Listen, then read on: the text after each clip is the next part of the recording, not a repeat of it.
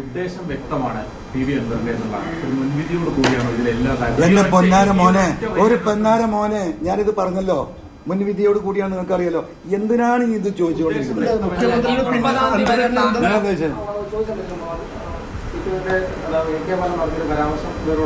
എന്താണ് പാർട്ടി സമ്മേളന കാലമാണ്.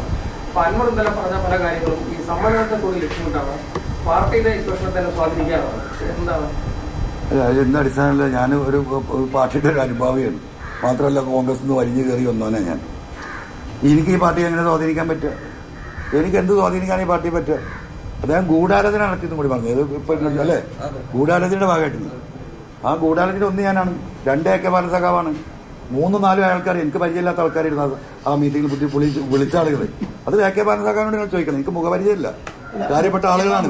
താങ്കൾ 30-ാം തീയതി വരെ പ്രതികരിക്കുന്നില്ല എന്ന് നേരത്തെ പറഞ്ഞു. പിന്നീട് പാർട്ടി നേതാക്കളുടെ പ്രസ്താവനയാണോ ഇതെല്ലാം ലംഘിക്കാനുള്ള താങ്കൾ ഇന്നലെ പത്രസമ്മേളനത്തിലില്ല സാജിദേ?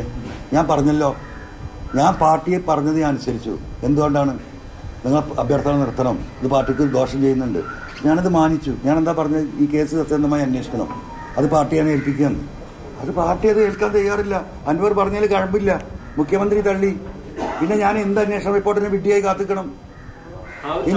ഇനി ആ വരുന്ന വാറോലയ്ക്ക് ഞാൻ കാത്തിക്കണോ? വാറോല എന്ന് പറയും നമ്മൾ. എന്താ വാറോല? What is വാറോല? സാജിദും പറയും.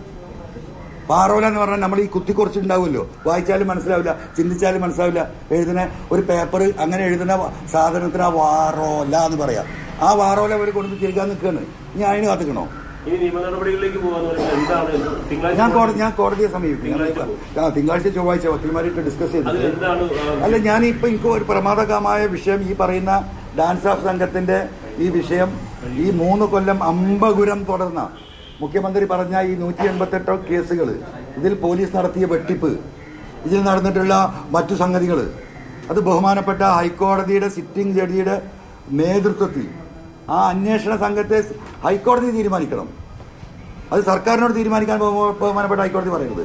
ഹൈക്കോടതി വിലയിരുത്തണം കേരളത്തിലെ എന്താ പറയുക സത്യസന്ധരമായ ഓഫീസേഴ്സിനെ. അവരുടെ എന്താ പറയുക സർവീസ് ഹിസ്റ്ററി പരിശോധിക്കണം.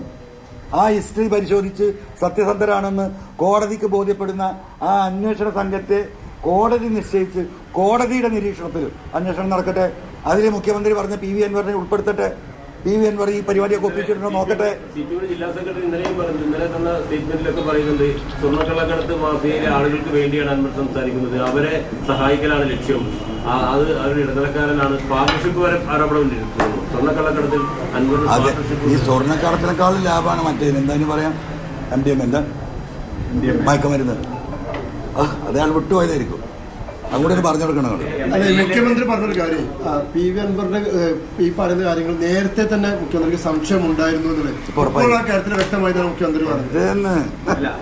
അദ്ദേഹത്തിന് ഉറപ്പായി. കേരളത്തിലെ 3.5 കോടി ജനങ്ങൾക്ക് ഇപ്പോൾ ഉറപ്പായിട്ടില്ല. മനസ്സിലായില്ലേ? അദ്ദേഹത്തിനും റഹീമിനും പിന്നെ ടീച്ചർക്കും ബാലം സഖാവിനും മാത്രമേ ഉറപ്പായത്. ഈ ബാക്കിയുള്ളവർക്ക് കൂടി വൈകുന്നേരം ആകുമ്പോഴത്തേക്ക് ഉറപ്പായി വരും.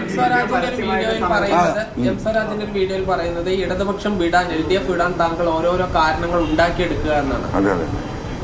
പിന്നെ അങ്ങനെ കെട്ടിയിട്ടിരിക്കല്ലേ LDF എങ്ങനെ ഒരു കാലൂരി, പിന്നെ വിരലൂരി, കയ്യൂരി. ഇടവണ്ണയിലും ഇന്ന് പ്രതിഷേധ പ്രകടനങ്ങളുണ്ട്. CPMന്റെ ഭാഗത്ത് വീടിന്റെ മുന്നിൽ തന്നെ പോസ്റ്റർ വന്നു. അപ്പോൾ വീടിന്റെ മുന്നിലല്ല പോസ്റ്റർ, എന്റെ പറമ്പിലാണ്. ആ ബോർഡ് വെച്ചിരിക്കുന്നത് എന്റെ പറമ്പിലാണ്. പോയി വെക്കും. കാരണം ഇവിടെ റോഡിൽ വെക്കാൻ സ്ഥലമില്ല, റോഡ് കൺജസ്റ്റഡാ. അപ്പോൾ ഒരാൾ വെച്ചോട്ടെ, അവർക്ക് വെക്കാലോ. ഞാൻ ഈ വിമർശനം എനിക്കെതിരെയുള്ളൊരു വിമർശനമാണല്ലോ, അത് എന്റെ പറമ്പിൽ തന്നെ കിടക്കട്ടെ. പാർട്ടിയിൽ ഒരു പാർട്ടി മെമ്പർ പോലും ഉണ്ടാവില്ല. അൻവറിന് ഒരു നാവേ ഉള്ളൂ എങ്കിൽ പാർട്ടിക്ക് 1,00,000 നാവുണ്ടെന്നാണ് EN മോഹൻദാസ് പറയുന്നത്. അവരെങ്ങനെ നേരിടാൻ കഴിയും? അപ്പോ ബഹുമാനപ്പെട്ട ആ പറഞ്ഞ ആളുകളോട്, ഈ പറഞ്ഞ മന്ത്രിമാരൊക്കെ പോസ്റ്റ് ഇടുന്നല്ലോ, ആ പോസ്റ്റിനടിയിൽ കമന്റ് ഉണ്ടല്ലോ, അതൊന്ന് വായിച്ചു നോക്കിയാൽ മതി. എത്ര നാവാണ് അതിന്റെ അടിയിലുള്ളത് നോക്കാം. അത് നോക്കിയാൽ മതി. അത് അതിന് അറിയാത്തോണ്ടാ. കാര്യം ഈ ഭരണത്തിൽ അല്ലെങ്കിൽ ഈ നിലവിലുള്ള സാഹചര്യത്തിൽ നീതി കിട്ടാത്ത 2 വിഭാഗങ്ങളും പാർട്ടിക്കാരും മറ്റൊന്ന് ന്യൂനപക്ഷമാണ്. ഈ 2 വിഭാഗത്തിന്റെയും പിന്തുണ ഈ ഘട്ടത്തിൽ താങ്കൾ അല്ല, ഞാൻ പറഞ്ഞില്ലേ, ഞാൻ മൈക്കിൽ തന്നെ പറയാൻ പോകുന്നത്, ഈ ഭരണത്തിൽ ഏറ്റവും കൂടുതൽ പ്രയാസം അനുഭവിക്കുന്നത് പാർട്ടി സഖാക്കളും താഴേക്കടയിലുള്ള പാർട്ടി സഖാക്കളും താഴേക്കടയിൽ ലീഡർഷിപ്പ്. ഒരു തർക്കമില്ല.